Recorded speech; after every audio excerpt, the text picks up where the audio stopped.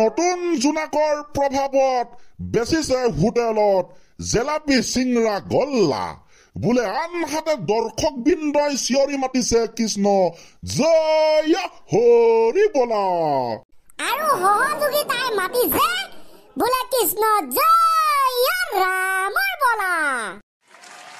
খুব সুন্দৰ হেই ছাৰ, যিহেতু জয় হৰি বলা জয় ৰাম বলাটো ওলালে গতিকে হুৱাকে এটা আশীৰ্বাদ হৈ যাক ছাৰ, ভাল লাগিব।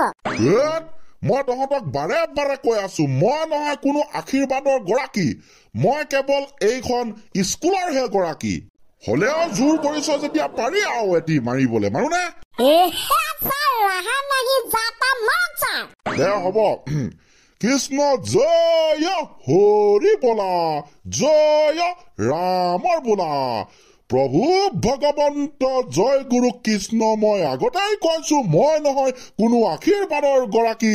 আকাশত উৰি যায় দেখিবলৈ নোপোৱা হলো ডাঙৰ ডাঙৰ চিলনী।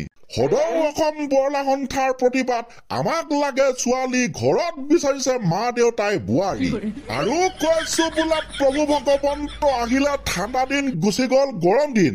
বজাৰত তোলাব এতিয়া চুৱেটাৰ জেকেট কম্বল ভিন ভিন।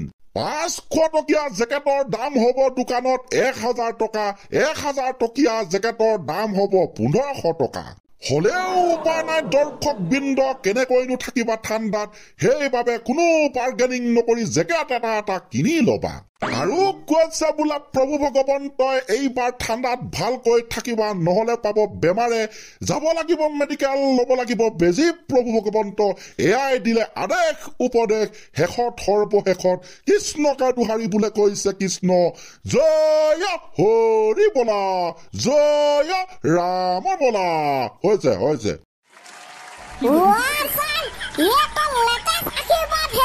হয় নেকি? কেনেকুৱা লাগিলে কচোন? দে তেনে বাৰু ঠিক আছে। তহঁতে যে ME স্কুলত এটা প্ৰাৰ্থনা গাইছিলি, তুমি চিত্ৰ বিতি মূৰ পৰ্বতক নাৰায়ণ, সেই প্ৰাৰ্থনাটো মনত আছেনে?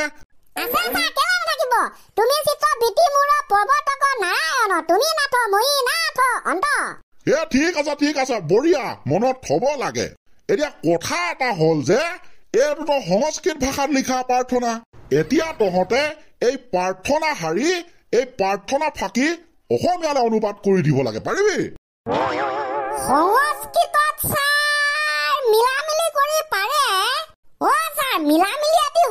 যদি আপুনি বেছি জোৰ কৰি থাকে আমিতো উত্তৰ অনুবাদ কৰিবলৈ চেষ্টা কৰিম। আৰে এইটো অনুবাদ হয়, মিলামিলি কাহা সে আয়া? আমি যিটো মিলাম না, সংস্কৃত কি পৃথিৱীৰ যিকোনো ভাষা লেংগুৱেজ মিলি যাব বাপেকে। হয় না? তেনে মাৰো। ঠিক আছে ছাৰ, শুনক। প্ৰাৰ্থনাটি প্ৰথমতে আছে তুমি চিত্ত বিতি মূৰ। তাৰ মানে কোৱা হৈছে তুমি যেতিয়া চিট পৰীক্ষা দি আছিলা, মই তেতিয়া বৃত্তি পৰীক্ষা দি আছিলো। হয় জানো? হয়তো ছাৰ, হয় ছাৰ। তাৰ পিছতে আছে তুমি চিত্ত বিতি মূৰ পৰ্বতক নাৰায়ণ। তাৰ মানে কোৱা হৈছিলে পৰ্বতৰ ওপৰৰ পৰা নাৰায়ণে চাই আছিলে। আৰু ছাৰ তাৰ পিছতে কৈছে তুমি নাথ মই নাথ অন্ত। তাৰ মানে তুমিও পাছ কৰিব নোৱাৰিলা, মইও পাছ কৰিব নোৱাৰিলো। কি এইটো ট্ৰান্সলেটৰ মাৰিলে এই ল'ৰা? সংস্কৃত অসমীয়া দুফাল ফাল কৰি দিছে ছাৰ। তাকে। আৰে ল'ৰা, তুমি চিত্ত বিতি মূৰ, তুমি যেতিয়া চিট পৰীক্ষা দি আছিলা তেতিয়া মই বৃত্তি পৰীক্ষা দি আছিলো। তাৰপিছতে ই মাৰিছে পৰ্বতক নাৰায়ণ, পৰ্বতৰ পৰা নাৰায়ণে চাই আছিল। আৰু শেষত চিম্পুল না, তুমি নাথ মই নাথ অন্ত। তাৰমানে তুমিও পাছ কৰিব নোৱাৰিলা, মইও নোৱাৰিলো। তুমি চিট পৰীক্ষা নোৱাৰিলা পাছ কৰিব, মই বৃত্তি পৰীক্ষা নোৱাৰিলো। ইয়াকে কোৱা হয় খেতাক। বঢ়িয়া, ভাল লাগিলে কিন্তু ছাৰ। ঠিক আছে দে, এতিয়া আমি ক্লাছটো পৰৱৰ্তী পৰ্যায়লৈ গুচি যাওঁ। ছাৰ আমাৰ এটা প্ৰশ্ন আছিলে।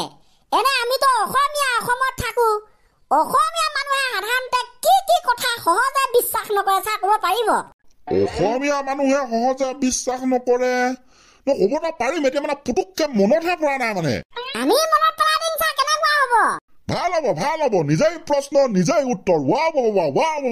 তাকে ছাৰ সময়ৰ প্ৰতি লক্ষ্য ৰাখি বাপেকে প্ৰথম কথা ছাৰ অসমীয়া মানুহে সহজতে কাকো বিশ্বাস নকৰে সেইবাবে আমি কাৰেণ্টটো গুচি গ'লে ঘৰৰ বাহিৰলৈ ওলাই চাওঁ যে বেলেগৰ ঘৰত কাৰেণ্টটো গ'ল নে আছে ৰিয়েলি সঁচাকে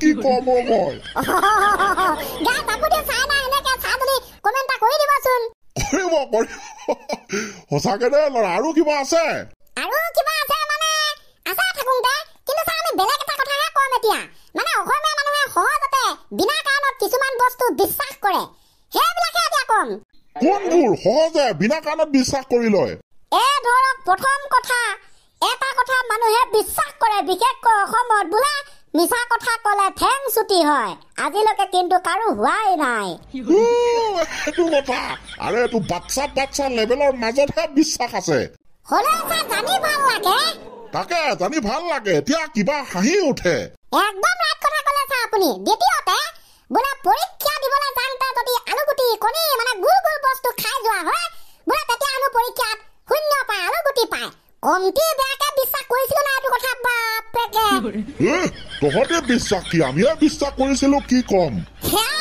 কিছুমান কথা এতিয়া ভাবিলে হাঁহি উঠে ৰাইট এতিয়া ভাবিলে হাঁহি উঠে ছাৰ কথা এটা হ'ল নহয় আজিকালি ছাৰ মানুহবিলাকৰ মাথাটো গৰম হৈছে নি বাৰু কিয় এনি ৰিজন কিয় মানে ছাৰ সেই যে আমাৰ গাঁৱৰ সিফালে সেইটো খগেন যে ছাৰ 25 বছৰীয়া সেই ল'ৰাটো ছাৰ বোৱাৰী এজনীলৈ পলালে ছাৰ মাথা গৰম নেকি বাৰু আৰে এইবোৰ আচলতে তাৰ শিক্ষাৰ মাজত থাকিব লাগে দেই মই কওঁ কিবিলাক বস্তু সত্য অসত্য ভাল বেয়া বিচাৰ কৰিব জানিব লাগে এইবিলাক হৈছে সমাজৰ আৱৰ্জনা ইহঁতক সমাজৰ পৰা বহিষ্কাৰ কৰিব লাগে মই সেইটোৱে ক'লো আৰু কোনেও এইবোৰ কাম কৰিব নালাগে সকলোৰে সমাজ আছে সংসাৰ আছে পৰিয়াল আছে উপায় নাই ছাৰ এতিয়া গাঁৱত আহিলে ঠেং কাটিম বুলি কৈছে গাঁৱৰ ৰাইজে সিহঁতকেইটাক ভালে হৈছে দে বাৰু ঠিক আছে এইবোৰ তহঁতেও মনত ৰাখিবি বুজিবি বাৰু দে আজিলে ক্লাছটো ইমানে তো খতম কৰি দিছো ন হ'ব